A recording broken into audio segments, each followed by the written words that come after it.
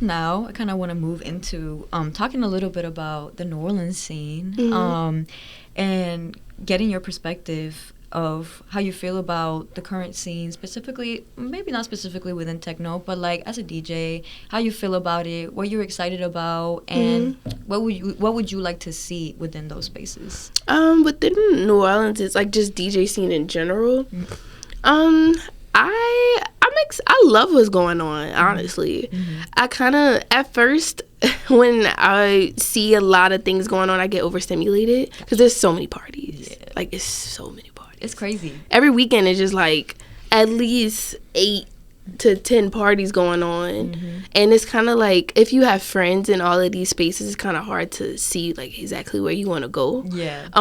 And I kind of was overstimulated by it for a while, but I had to learn to like really enjoy it because people are able to, one, make money in these ways, two, create third spaces for people to go, and third, it just being an option. You know, I guess like before, even before I was DJing and stuff, like I would only go to a few parties. I'll go to like of course, I used to always go to Set the Flow, but I remember my homie Rocky used to do these parties called 321, and I used to really like those like before the pandemic. So I only was going to a few of them and like house parties. So I'm happy that people have like more of an option now.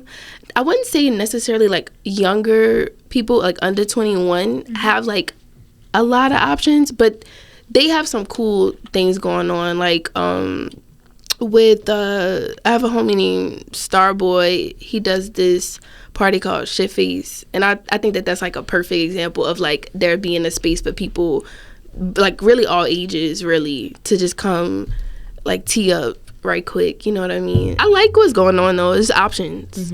It's options. It's a lot more options for different genres, and I think that's what I enjoy the most, being a person who, even though even during this interview I probably can't even really even explain myself really because I'm all over the place. So having so many loves with different genres and having a way to go see all of these things if I want to is really nice. Yeah, definitely. You know, and also Instagram helps that a whole lot too.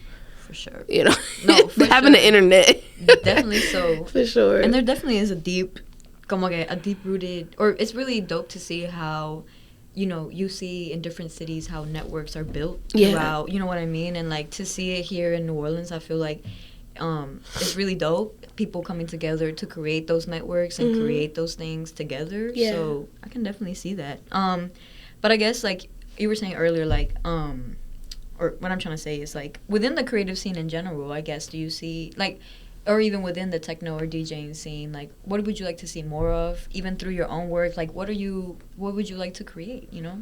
In terms of like a party or like socially, like, I guess up to you. Like it doesn't need to be specifically a party. Like it can definitely be even just in general, like just spaces, like different, like I guess deep diving more into what type of spaces would you like to see or stuff like that. You know what I mean? I think all of the spaces I would like to see are probably just happening, whether I like them or not. Yeah. Like I said, options, like people in New Orleans have options. You just got to go find it.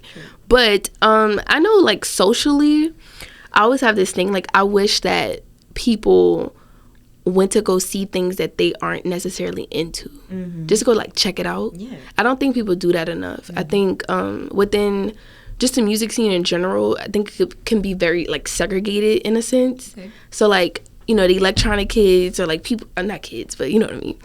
The electronic DJs are like over here, and then it's like the hip hop DJs are over here. There's a small little intersect, but it's super small. I got you. You know what I mean? Yeah. I be wanting to just like I try. I don't do it as much as I should because sometimes I be busy. But I literally try to go check other people's sets out if I can. Whether people see me there or not, like I might pop up. Yeah. You know, and I think that that's important as artists to kind of integrate things together. Like you don't know who you're gonna meet, and honestly, within DJing as well, like we all have the same love for this craft.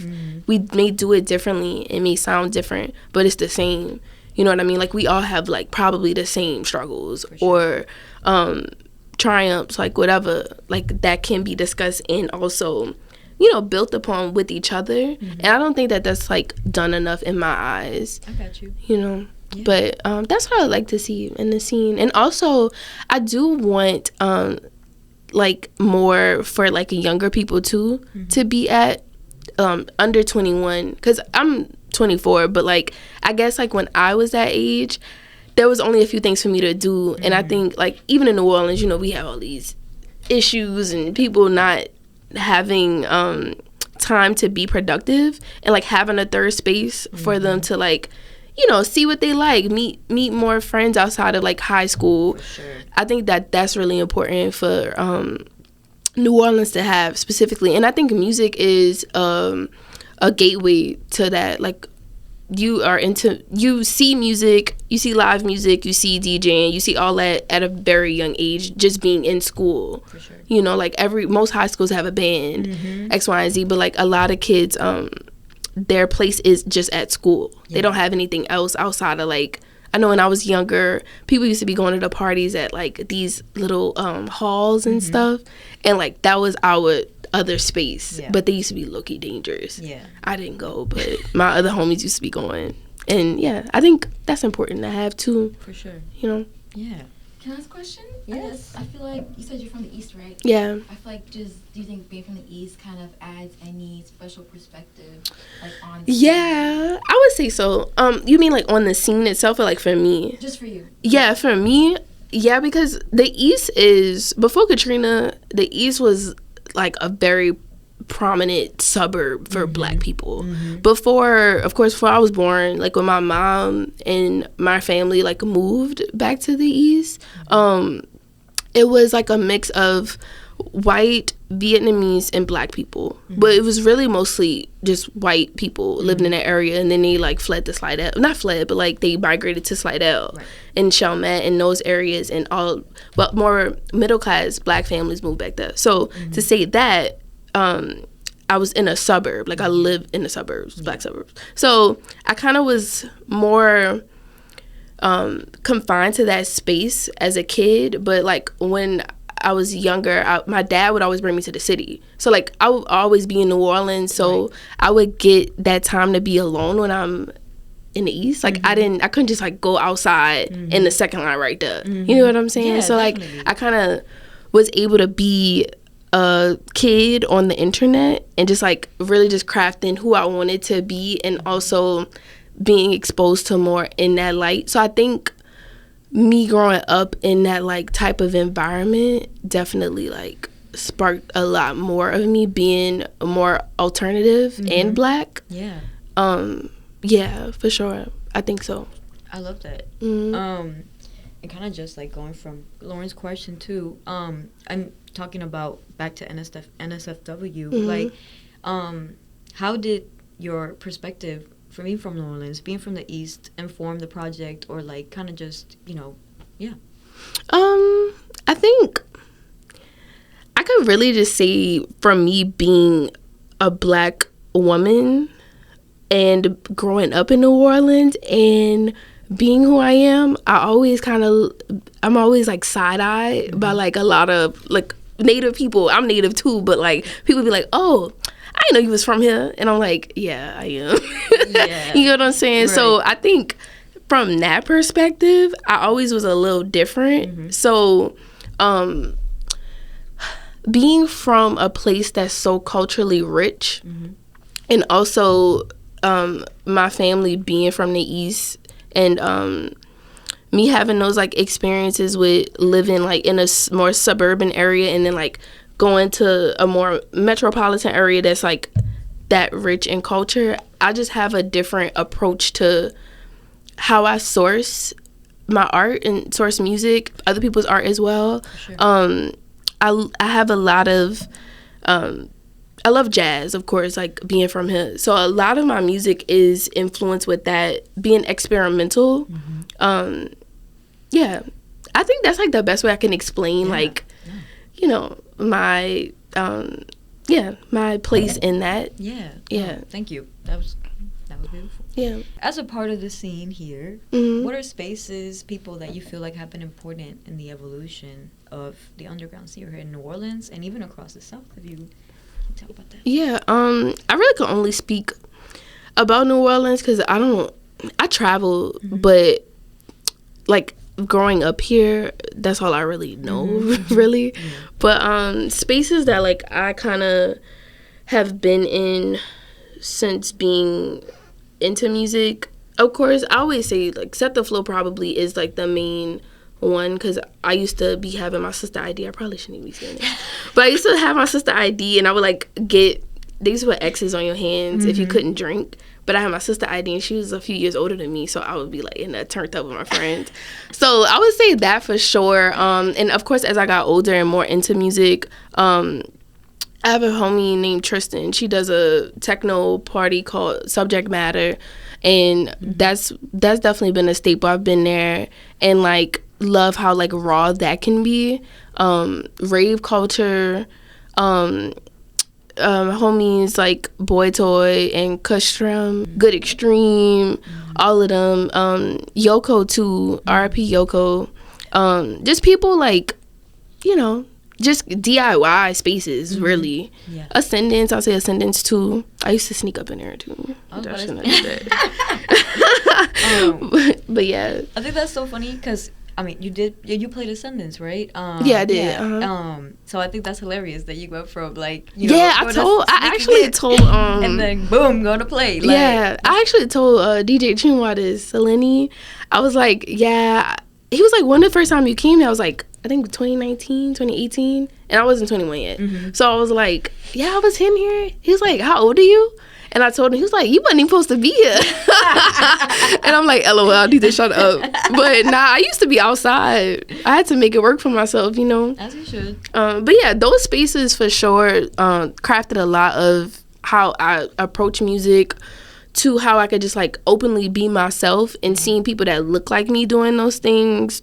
Even if for the people who don't look like me, musically, brain wise, like we in the same energy field. So just seeing people like be them and play anything that they want, going hard with that, with whether it's like with music, with DJing or like with their own productions. I think that that's really inspiring to see. Yeah, I think that like turned me up to kind of be who I want to be. Definitely. Yeah, I love that. And so kind of going from that question, talking about Ascendance, Set the Flow, I kind of want to go into talking about how collaboration has played a part in your work.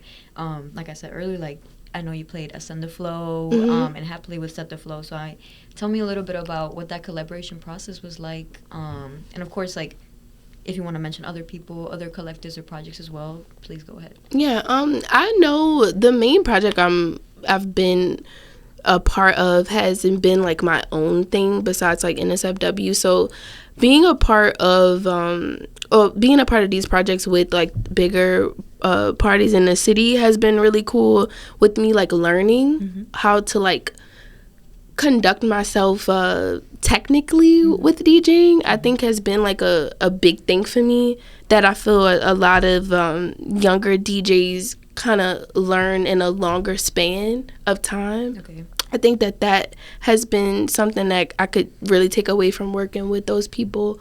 Also, just like I said, seeing people who look like me do these things, that really like open my world up even more. Like I always say, like I'm big, but like the way that I think can be small in certain ways, because when you're from New Orleans, you only know, or you're from any place, you only know what you know. Right. So like if you're in certain spaces and you're getting invited to play with people who are from other like places in the world, in the States, it just opens you up even more. So I think working with people who are able to like book bigger names in the music scene has really exposed me to a lot more than I would have if not, if that makes sense. Yeah, for sure. Yeah. Okay, love that. Should we play a little bit more, two more tracks, and then we're kind of getting to the end of the questions and stuff. But yeah, we can get into it.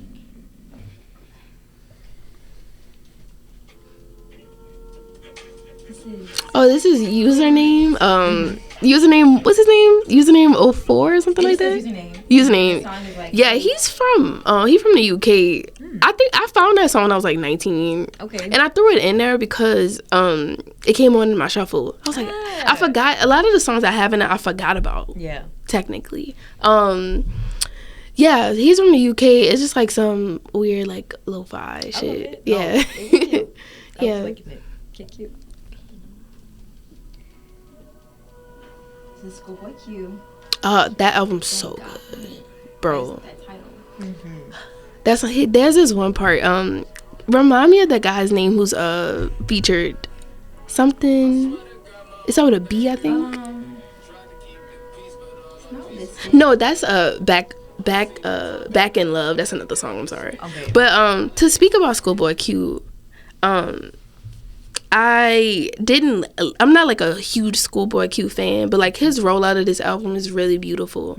And like seeing his growth and like the way he speaks about it is very inspiring, because I'm like going through my own like transformation, like literally right now, like learning what I don't and don't like, learning like lifestyle changes, and like placing yourself in a space where you can fly, like no boxes, no cardboards, no nothing, like I'm just like air. And I feel like maybe we're like going through like a similar thing. Yeah. And I think with that album, y'all should go listen to it. Some Schoolboy Q promo. But yeah, you hear the growth in him, even if you don't listen to him. Like it's a really solid, beautifully produced, beautifully written album. Everything he talks about, and you could just see it's like he's like got out of a cocoon or something. Like that's how I feel. And like I could translate that to like where my life is like right now.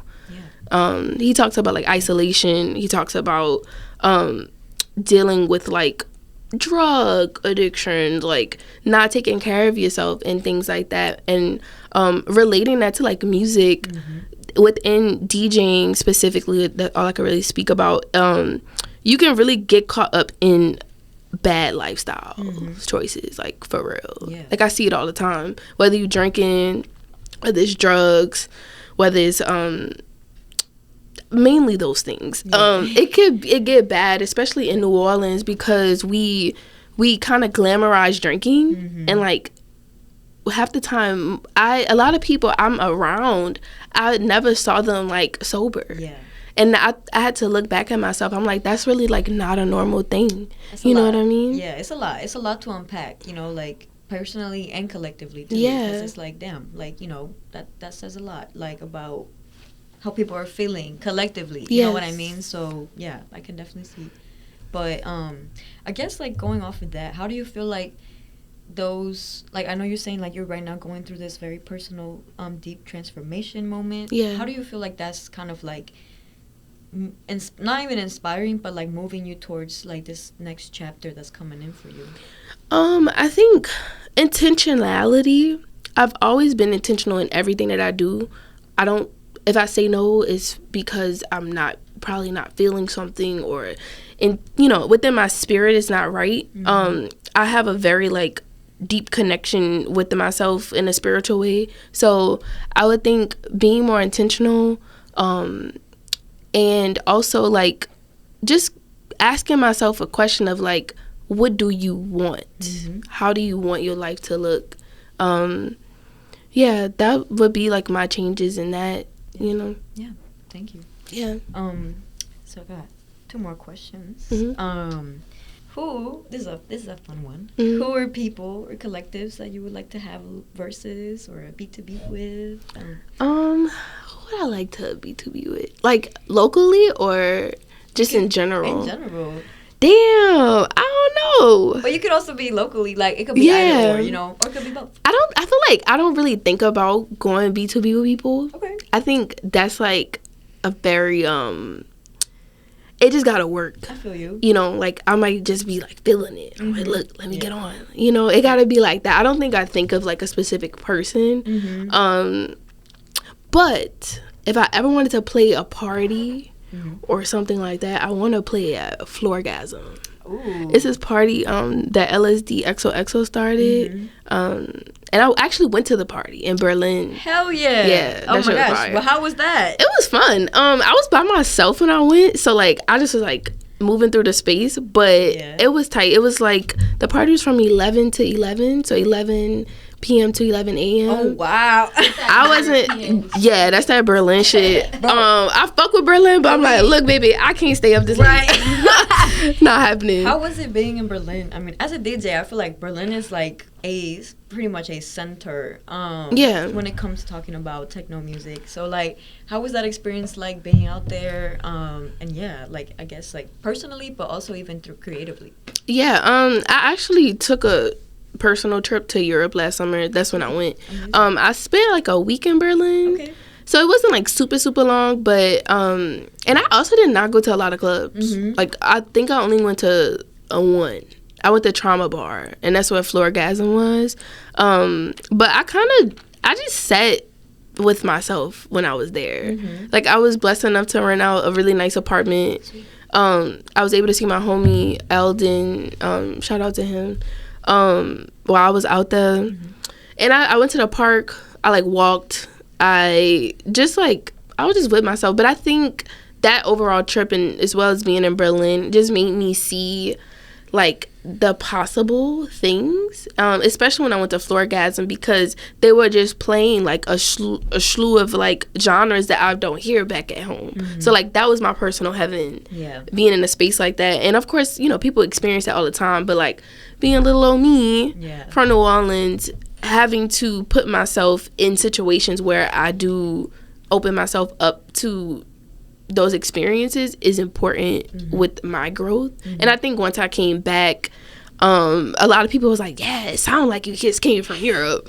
You know what I mean? Especially because I right after I came back, we did an NSFW together. So like my selection, not that I was picking or sourcing from Europe, but like just me hearing certain sounds, seeing how people, you know, dress, like things like that, it kind of, you know, just opened me up a little bit more. It informed a little bit about what you were working on, which is really awesome. I mean, that's beautiful. Yeah. So we got one more question. And so tell us a little bit about upcoming projects, things that are coming up for you, and yeah. Projects. I'm collaborating with some people who are doing a show in Chicago. Sweet. It's called Southern Takeover. Okay. So they're like highlighting people, artists from different major cities in the South. So I think that's pretty tight. It's not my personal project, but I am being a part of it. Love that. Of course, growing NSFW. Also, I think with me going through this period of like growth, I do want to work more with some more local DJs in the city, and I really want to like fuse communities together. That's where my head is right now. I haven't like done these things quite yet, but it's in my mind, and of course when things are in my mind they get out. So definitely want to fuse communities together a little bit more than they are, and of course like being a part of my community and helping artists around me that like want to do the same. Like I'm always down. Love everyone. Y'all know who y'all are. Okay. So that's the type of things I'm kind of a part of and working on, and I'm excited about. Yeah. I'm excited too. It's gonna be lovely. Yeah. Well, thank you so much for being here with us today. Thank you. This was such a pleasure to just get a chance to talk to you about everything that you're doing. It's lovely, and I'm very excited for what's to come. And thank y'all so much for joining us today at In Tune. And yeah, thank you for having me. Bye. See ya.